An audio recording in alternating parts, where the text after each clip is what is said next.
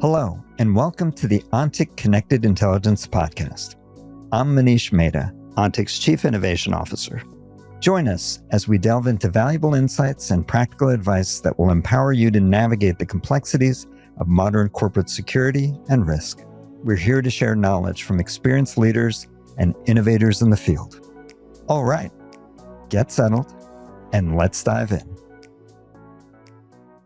Chris Wingfield joined 360 Privacy in 2022 after serving as a digital targeter and linguist with the U.S. government, where he specialized in analyzing intelligence signals with Special Operations Command to protect national interests. At 360 Privacy, he built and leads the Cyber Threat Intelligence Program, a cutting-edge initiative that proactively identifies digital vulnerabilities and delivers tailored solutions to mitigate complex risks. At SVP of Strategic Product Innovation, Chris has been pivotal in developing proprietary protection programs that adapt to the evolving threat landscape and continuously reduce client exposure. Please join me in welcoming Chris to the Connected Intelligence Podcast. Thanks for having me. Great to have you. Great to have you. So tell our audience a little bit about your career journey and how you landed ultimately at 360. Yeah, absolutely. Thanks for having me. Of course, like growing up in the Northeast, really the epicenter of the intelligence apparatus for the United States. It's just, I grew up around that space, and I always had I was so deeply enthralled with really just data, but really like data in the mixture with intelligence. So after undergrad, I went into the intelligence community, started on the linguistic side, actually. So focused heavily on various world languages and dialects, and then moved into the signals intelligence side, which was deeply focused on really the technical understanding of digital targeting. Through that, I moved more into the Special Operations Command side of the house to focus more on the tactical side of intelligence. So when you look at the intelligence cycle, you obviously have to have that tactical collection to then feed those strategic initiatives. So spent a lot of time around the world doing that. And then 3.5 years ago, moved over to 360, built out the cyber threat program. I've always been very obsessed with playbooks and TTPs of digital targeting. So naturally, if I can understand how to target or how people are being targeted, I can make my client a harder target. So naturally moved into running all of product and innovation. Love it. There's a phrase in this industry, and one that you guys have coined and adopted.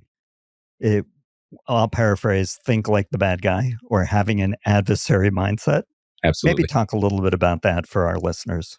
Yeah, it's a great question, Manish. And I think that's really what comes into domain-driven design, right? Like you can create software solutions and then try to go solve problems, or you can understand a problem space and then solve that with software.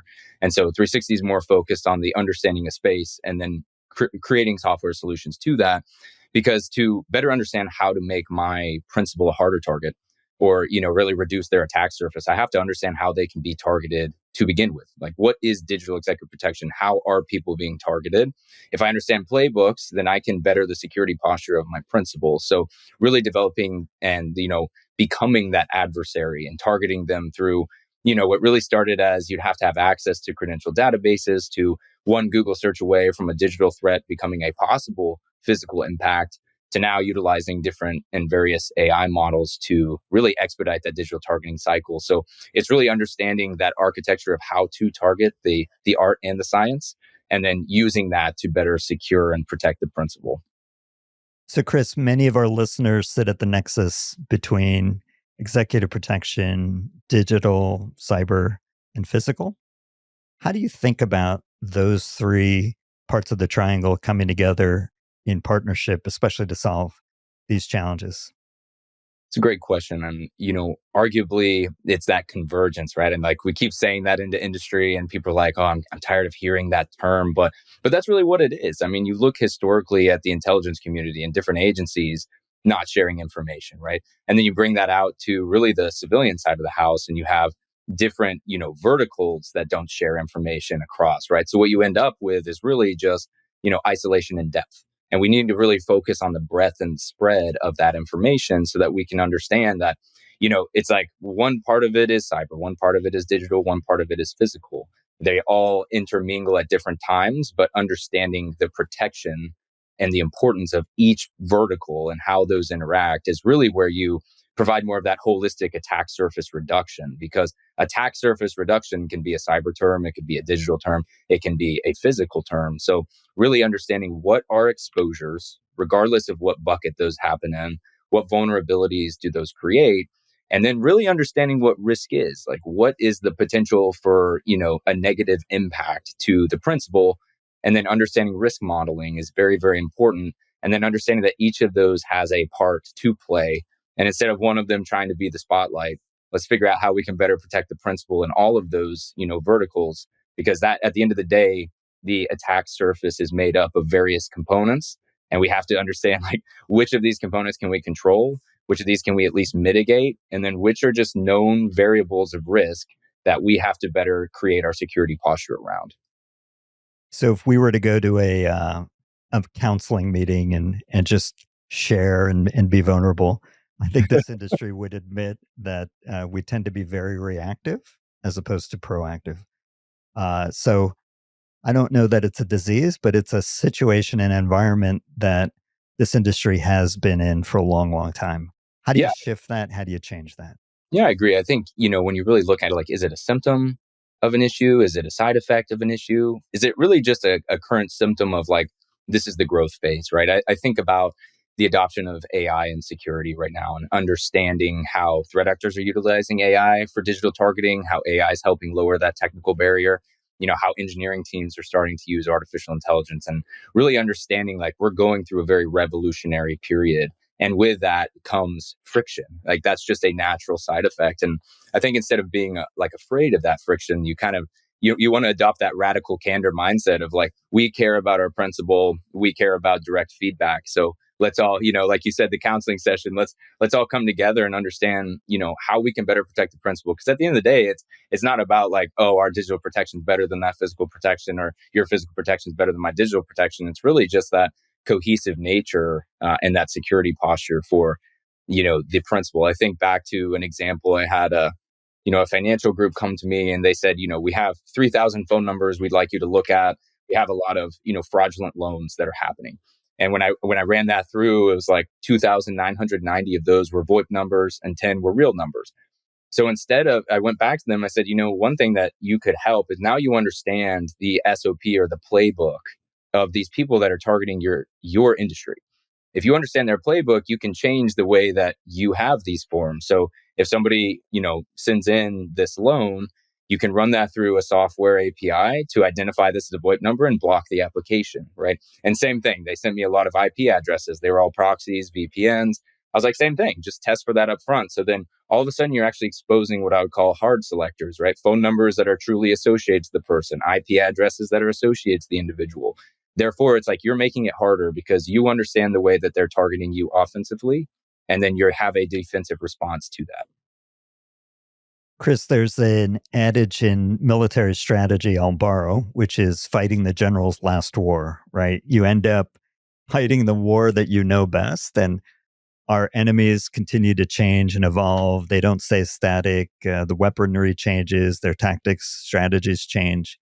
How does that apply in this domain? And how do we stay, at least, if not one step ahead, at least in sync with what's happening? It's a great question, Manish, and it's a great point. I think, A, I love the quote, but B, I think what's really important here, and, like, I'll kind of go back to AI, right? If you look at the changing of how targetings happen on the digital side. You used to pay a PI to follow somebody and then get that information for you because they had access to databases that you couldn't. Then all of a sudden, you start just on Google searches, like, these free people search sites are coming up with this personal information, and all of a sudden you see in Vance Bolter's notebook, right, from the unfortunate murders in Minnesota. He had 14 of these people search sites listed, and it's like, you could pay $20 a month. Some of these are free, right? And so it's like we're getting away from these credential databases because that data is all flowing downstream. And then what I really look at, honestly, Manish, is the accessibility of information, right? Like, how indexed is this site? How many unique monthly visitors are there? Or if I really, just am searching free people search site or best people search site, what types are coming up, like an SEO aspect to that? And then what that turns into is you have to understand that now with the accessibility, we're even moving from a Google search or a search engine result to what are these various AI models going to bring back, because they're doing live searches as well. And so I look at it as like we're going through this entire change of now you have threat actors that are utilizing AI models to digitally target and build out what the digital footprint looks of like for your principal. And with that, they have like an entire attack cycle that they can filter through. But my focus actually recently is enabling and empowering the community to understand that if a threat actor is utilizing AI and it's really lowering that technical barrier, you can do the same thing. Even if you're a physical protector who doesn't really understand digital targeting, doesn't have a lot of depth or breadth, you could actually use the same thing to see and look at the same sheet of music that a threat actor sees. And so, therefore, what it does, it actually creates a task list. It says, hey, I found your address here, your phone number here, your social media post mentioned this on X in 2016. It's like, awesome. Now I have a task list of how I can go better protect my principal. And you can start to affect those live search results because every AI model has a free version. And then, they're really inexpensive. So, accessibility of that data is something that I'm deeply focused on currently. That's very, very smart. Chris, I've heard you mention, and certainly at 360, the concept of feedback loops. Maybe unpack that a bit for this audience? Yeah, of course. So like feedback loops are extremely important. Like depending on if you're looking at the feedback loop of, is this protective measure really working the way that we want to? And I think about that often with, it's not just understanding these top level brokers and really, how this impacts me. I have a lot of clients that say, Chris, I'm not on social media, so I don't really think that this PII data space is affecting me. But if you look at top 5 data brokers, you're going to start seeing some credit bureaus. So everybody that has a credit score, therefore, is affected, right? And so understanding the importance of how does this data flow downstream and like where can we interject in that feedback loop of data that flows from the top to the bottom, if you can really come up with, offensive and defensive measures for all parts of that feedback loop or the feedback flow, therefore, again, you're looking at the overall attack surface. And that's where you can really start cutting down and shrinking that, reducing that. And that to me is where the convergence comes with the physical side of the house or the cyber side of the house is like, it's not just the digital protection of the individual to protect the company. And it's not just the digital protection of the company to protect the individual. There is that physical side there as well. So if you understand that cyber takes up 3 pieces of the 10 and we take up 3 pieces of the 10 and physical takes up 4 as arbitrary numbers, all of those create feedback loops within the community of understanding this type of offensive or defensive posture has helped, fend off this SOP or playbook of a threat actor doing X, Y, or Z. So feedback loops and intelligence is extremely important because at the end of the day, if intelligence is stale, you've missed the mark. You need to know when your social security number was exposed as quickly as possible or your password, because you got to think of this place as exposures create vulnerabilities, which then impact risk. And so it's like the better you understand your exposures, you better understand the vulnerabilities that could be exploited. So the faster you can reduce that, now the attack surface is similar to, I like to talk to people about cell towers, right? It's like they grow and they shrink based on the amount of load, right? And it's the same with really these feedback loops. Like your digital footprint will continue to shrink and grow and shrink and grow. That's just the nature of the evolution of targeting and the amount of data that's available. So feedback loops are extremely important.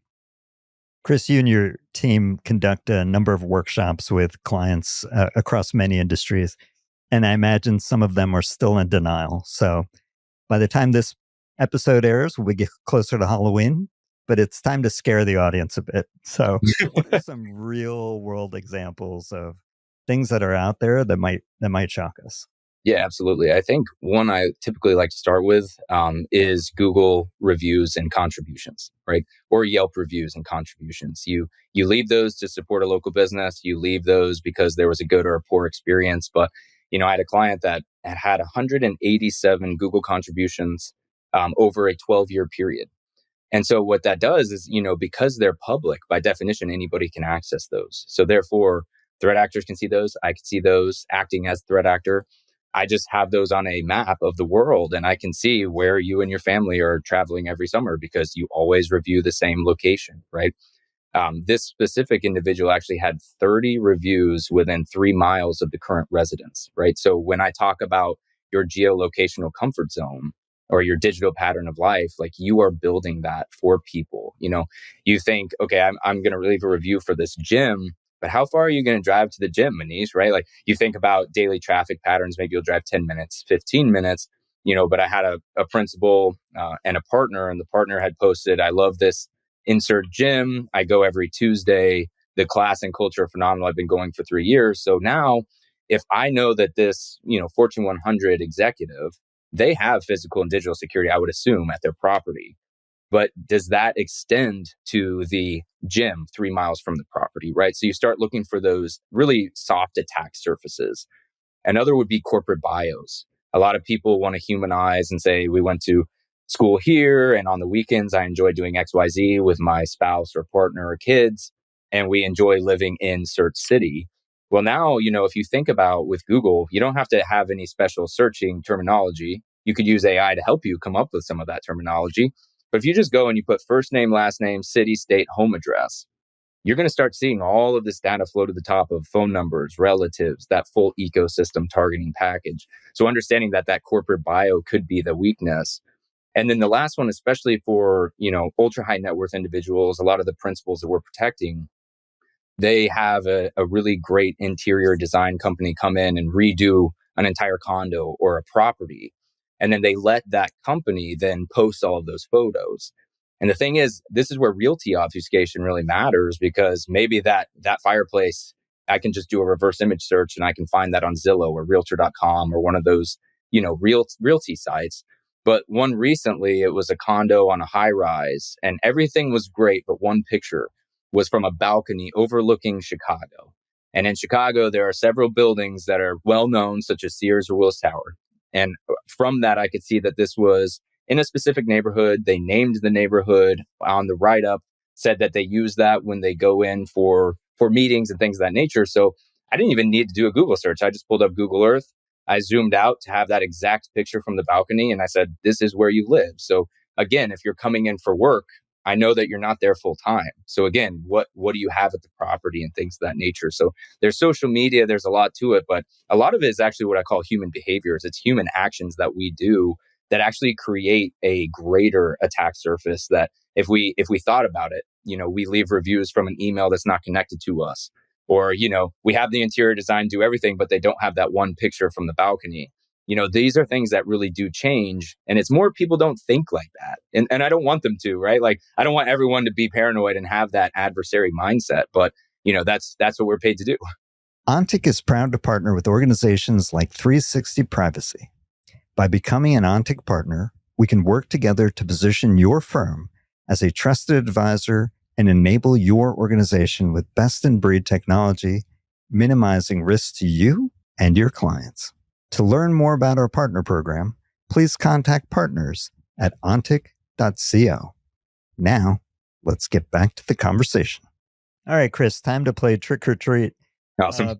Time to give them a treat. Cool. So, how can EP teams, how can corporate security teams take a better posture against these adversaries?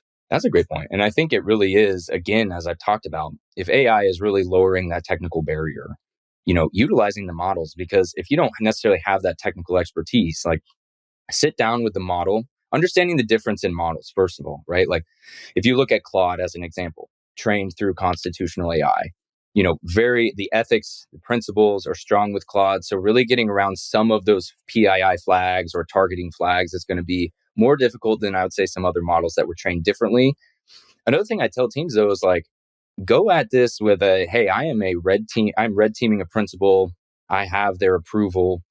I need to understand what their digital footprint looks like. And with certain models, obviously, that are trained differently, they view public information as public information. You'll be able to then piece that together. And one thing I actually really do like, Manish, is because people may not have, AI, as far as like really the use of it, like you're looking at December 2022, right? Like, ChatGPT really became a thing. Now it's just the expeditious nature of the growth of this industry is you feel like you're behind. So what I tell people is like, just start, first of all, just start. And then if you don't understand prompt engineering, ask the model to help you prompt it for the outcome that you're looking for, right? So say, hey, this is my overall objective and this is my end state. Can you help me better understand the type of prompt I would need to give you? Work back and forth with the model. So again, your technical expertise is now rising. And then start running that for your principal. Get that task list and then say, awesome, now I understand the exposures. And if you want to do it old school, like I said, just go to Google and put in first name, last name, city, state code, home address. You're going to start seeing these people search sites come up and understanding there are a lot of options for helping reduce that exposure. Google has a program that will de-index that. They'll scan for you every day, right? And then you can do that yourself if you have an active Gmail account. So there's a lot of options for how you can better protect yourself, but it starts with understanding your exposures, your attack surface, so then you can create that task list and then protect yourself. So great advice, especially for those CSOs that are just getting started. Uh, Certainly unpack that a little bit more, but more importantly, what are things that teams can do today, especially for a CSO, given the landscape that we're in, pretty challenging, right? It is. Yeah. You mentioned what tactical work an analyst can do, but now I'm thinking at a CSO who's building a program. 100%. What do they incorporate? Yeah, I mean, that's a great point. And I think, honestly, Manish, it comes back to what is available. Like, what are your vulnerabilities? And then you need to create a strategic plan for that, right? And I always tell people, like, you can have all the tactical expertise in the world, but there's a difference between tactical execution and strategic planning. So when you get up to that CSO level, you're actually flipping that switch. You're saying, okay, what is the actual strategic plan for how is this scalable? What are our vulnerabilities? How do we even identify those vulnerabilities? Do we partner with Ontic? Do we partner with companies that specialize in digital targeting so we understand our footprint? And then we can look at that and understand our risk based on business impact, based on how we view the world, right? And I think that's similar to what you're saying, Manish, is understanding that how you would present this to a CSO is different than how I would present that to an individual, right? The CSO is charged with protecting individuals, but that comes with a whole impact, business impact, financial impact, reputational impact. So really what I tell people though is like you can't protect yourself if you don't understand the surface. And then if you don't understand the surface, you don't understand the depth of, those exploitations. So really again, partnering with great companies that can help you strategically look at what is your attack surface, combine that with your internal risk model, and then that helps you create a tactical execution plan for then going and doing the cleanup, the monitoring, and ensuring that you have the best security posture possible. So it's taking that reactive nature of like event happens, let's go do something. And we strategically plan for proactive nature so that if something does happen, we aren't reacting after the fact and we have that security posture in place. Chris, it's insanely logical and intuitive to me. It makes a ton of sense. But I imagine, and thank you again for joining our podcast today. We're almost nearing the end, but I imagine in conversations you're having with executive teams, there have to be blind spots still, even though this is incredibly logical, makes a ton of sense. What are those blind spots that you commonly see or hear about? It's a great point. I had a client this morning ask me, they're more on the physical side of the house. And, they say, hey, like we love everything that you're doing. But like for my side of the house, like I need to see more of like, can I see the actual data that was exposed? Like, can you help me understand like why I should care about that risk? Right. And so we went down and I said, hey, here's a screenshot of the exposure. This site has 1.8 million visitors per month. It has 2.1 million pages indexed on Google. And if I search free people search, it's the third result that comes up. To me, that helps my model better understand that like this is not an exposure on a site that has 10 visitors, 10 index pages and doesn't come up if you search for it, right? And so it's really up to us as practitioners to then actually be able to help translate that digital exposure into what the physical side of the house needs to see and like make sense and vice versa, right? I think we all speak different languages. And I think people see that as a negative. It's only a negative if it becomes an obstacle in the protection of the person, right? And then I think the other thing too is you can do everything. I call it under the water line, right? Like you can do everything, and then there becomes this point where there is this convergence of convenience and security. And a lot of times, the principles for people who are listening to us, the CSOs, you're going to have various principles that like their convenience level versus their security level, they're going to choose convenience, right? I mean, and it makes sense. You want to use your own phone. You want to use your own laptop. You want to connect to the Wi-Fi at the hotel, right? And so it's like more of the education piece of understanding, like I talked about earlier, that human behavior piece. If you're like, at the end of the day, you can do all the protection you need, but if they're going and they're clicking the link, or they're posting on LinkedIn where they are, Instagram, they're having their family photos every year at the same location, all of a sudden they are doing things that can create exposures and vulnerabilities that can be exploited. So it's like, you don't go to a client and say you have to get off social media. You have to meet them where they are, right? Understand their lifestyle. And even if you did tell them that, they may or may not do it anyways. And so now it's like, what can we actually plan for against anything there, that if something does happen, we have a defensive posture to answer that. And the other thing is really just educating them on, it doesn't hurt for you to have a private social media account if you're not making money from social media. Because you think, Manish, this is more technical, but you look at companies such as X Cancel or Imgen, where you can actually go and view full Instagram profiles, full Twitter profiles, never log in. It's not associated to you, right? And the one thing that blocks that, though, is it'll say private. This is private, right? And so it's like just small levers of like phone settings, understanding advertisement technology, really understanding like how your data really just propagates through the space.